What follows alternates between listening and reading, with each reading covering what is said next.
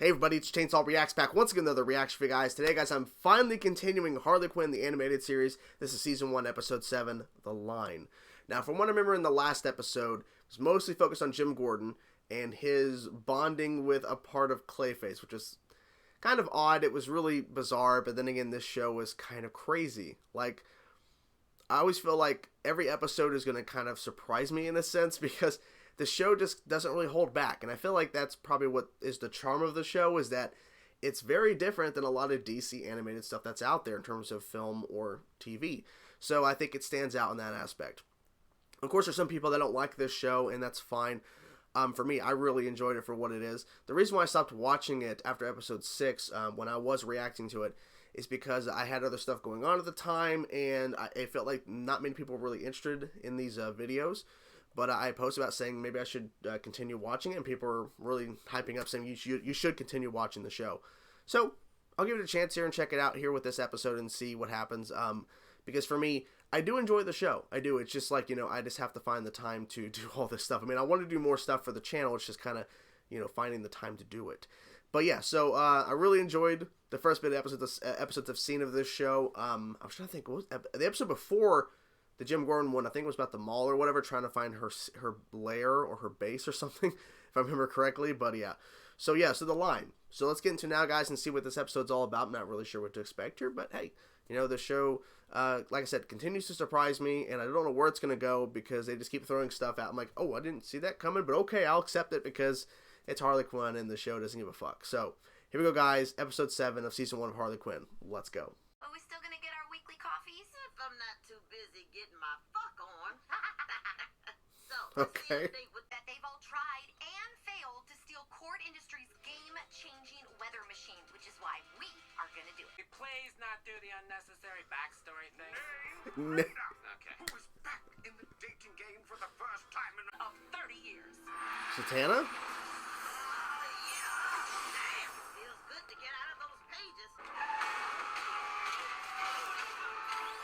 Oh, shit.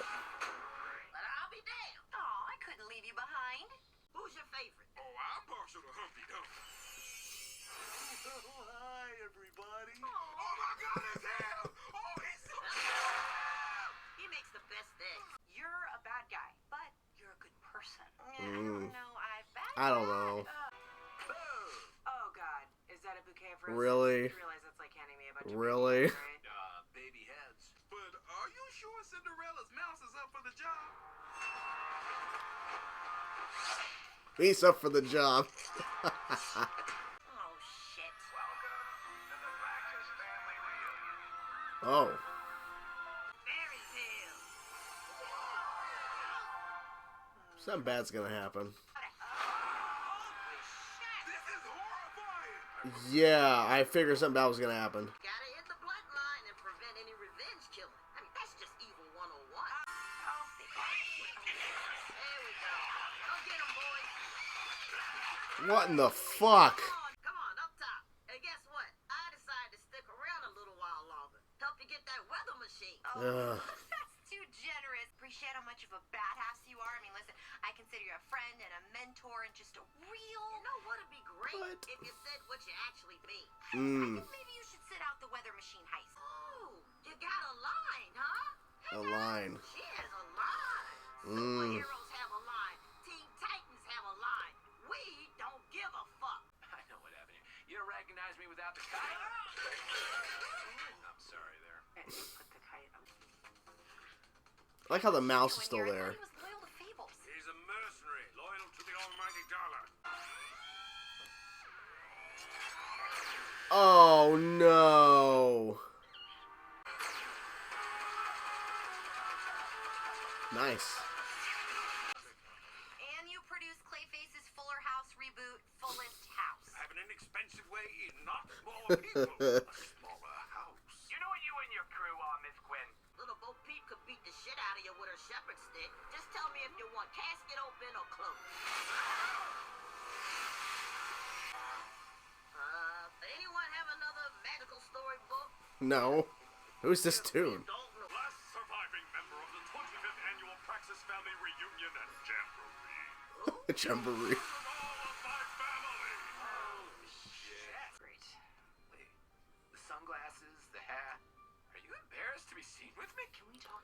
You just now realize this? Oh my god. What is that? I may have seen one person left alive. What? How long have you been sitting on this little nugget of information? Well, It was nothing. Brother's gone. Aunt's uncle's gone. My cousin twice removed. Completely removed. I threw myself against the electrified fence at Star Labs. But instead of killing me, it gave him powers. Gave me every goddamn time. Oh, hey, this is my roommate, Bill, a.k.a. The Bildo. Hey, hi. I'm his girlfriend. Hell yeah. You have a line, remember? Yeah, that's what I used to think too. Oh. The line. Yeah? Thank God. I can finally start. Fables! So let me just get this straight. You went through 2 heists, sacrificed a family, doesn't even and work. a weird electric guy just to steal an unstealable weather machine. Initiating self-destruct. Aww. There you guys have it, episode 7 of season 1 of Harley Quinn, the animated series, The Line. The line is referencing Harley's line, the line that she won't cross. And I think it's pretty interesting because I'm like looking at the title, I'm like, the line? What does that mean exactly? What exactly is the line we're talking about here? And it's about the fact that Queen of Fables, who was stuck in the book, attacks Burke or whatever, gets taken out. Zatanna releases her, but then she's going to spend the remaining of her sentence in Arkham Asylum because she almost destroyed Gotham. And then Harley breaks her out, and then you get to realize pretty quickly Queen of Fables is a completely different villain. I mean, even Poison Ivy was referencing it and was bringing up the fact that you don't understand. We're a certain level bad. She is actually evil bad. Like, I mean, it was pretty clear right away when she brought Humpty Dumpty and, like, broke him in half and started making him into fucking eggs or whatever. Like, Jesus. Okay. But I really liked her in the episode because it was interesting to see, of course, Humpty Dumpty, and then we see all the little critters, the 3 little pigs that was just eating bodies, which we'll get to all that in a second, but, and the big bad wolf, and Cinderella's mouse. That was, I think, probably the most interesting thing that came out from Queen of Fables in this episode. So they have this whole plan to steal this weather machine because the Legion of Doom hasn't been able to steal it. So they go through the whole entire episode figuring out plans. Queen of Fables is in the mix, of course. They break into Star Labs, get a device, and then they break into this lab to steal the weather machine. Or was the weather machine at Star Labs? Mix them back and forth. Regardless, they go into one place, steal. I think it was Star Labs that has the device that they needed to then break into to get the weather machine. But they find out pretty quickly Queen of Fables is not to be messed with because they come out and there was this picnic with this family reunion or whatever. They all get killed except for one, and it was brutal. Big Bad Wolf did it. I mean, at first when she's like showed all the critters, I'm like, this is not gonna end well. Like, you know what I'm saying? Like when she's like, who wants to see some fairy tales? You know, because that one guy sees them like breaking into the lab, to Star Labs. So she shows all the little creatures, and it's like, I don't know, this is not going to end well. I just don't feel it's going to end on a good note, and it didn't, because everyone was killed except for one. I thought it was a pretty funny way to make fun of the origin trope, because I think he was more of like a superhero getting revenge, so kind of an anti-hero, because, you know, superheroes are not meant to get revenge, essentially, that's not their goal. It's their kind of goal is to avenge people, to save lives, to save cities, wherever they're living. That's kind of the goal. So with this guy that came back and they showed the flashbacks and all in red and his origin story and how he was just like, and just the way he talked. I think it was Phil Lamar. I think that's who it was who was voicing him. It was just so funny because it was making fun of the origin trope, and I just thought it was so well done. The dialogue and how he was just being precise. I'm going to send you to the happily Neverland. Just Clayface, of course, enjoying that.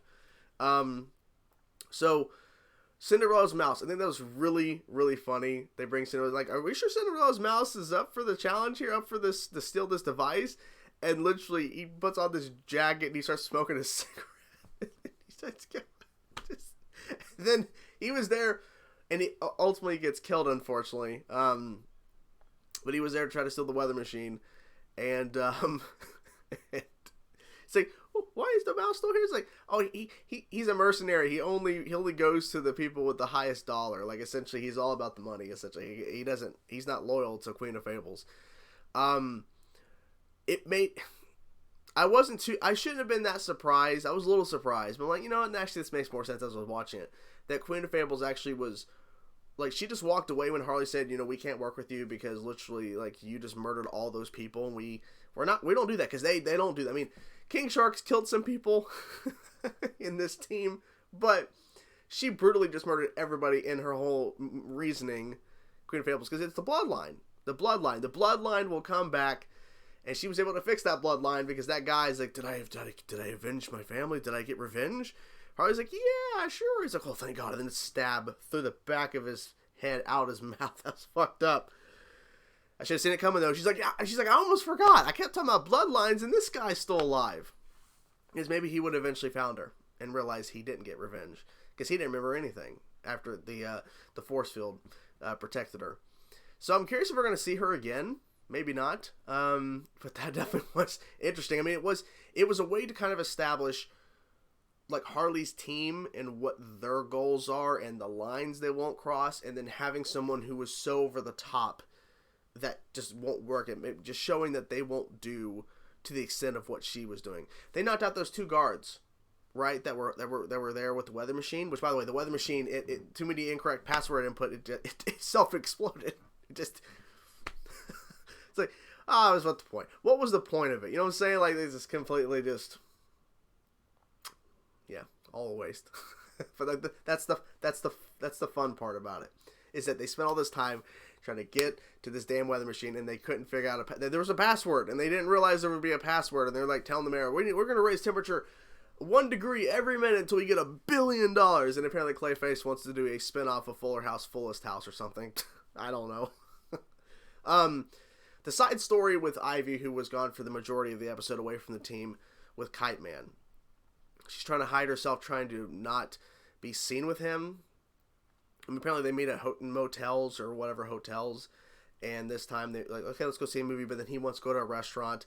It was cool to see Riddler, who literally just walked in and was able to get seated. And Kite Man had to wait longer than he was told. Makes sense because they don't respect Kite Man at all. Now, obviously, if Poison Ivy would have maybe showed her face, and she was kind of hiding herself with like sunglasses and a big hat and kind of just, you know, just staying away from people. She doesn't want to be seen with him. And then she realizes that maybe I shouldn't be like this. And that makes sense. I feel like that was a good turning point for her. She shouldn't be with Kite Man, though, because he really is a douche character. Like, he's just, I don't know, he's just too much. He's too much. But she realizes that I shouldn't be this way towards him. I shouldn't, like, hide myself or not be seen with him. You know, if I'm going to be with him, I need to be with him. And so, okay. I don't think it's going to last long, though, but that's just me. But overall, pretty good episode. A lot of good humor, some good jokes in here. And, yeah, spent all this time looking for a weather machine and getting the weather machine just for it to self-explode. Because they couldn't figure out a password. What did you guys think of the episode of Harley Quinn, the animated series? I'm curious to know your thoughts, guys. Overall, like I said, pretty good. I'm glad that I watched the episode. I thought it was pretty damn funny. And definitely brutal. Definitely brutal in spots. Reminds me of Invincible a little bit. Invincible definitely is a brutal show. So, whatever thoughts you have about this episode, let me know in the comments below, guys. Talk to you guys soon. Peace out.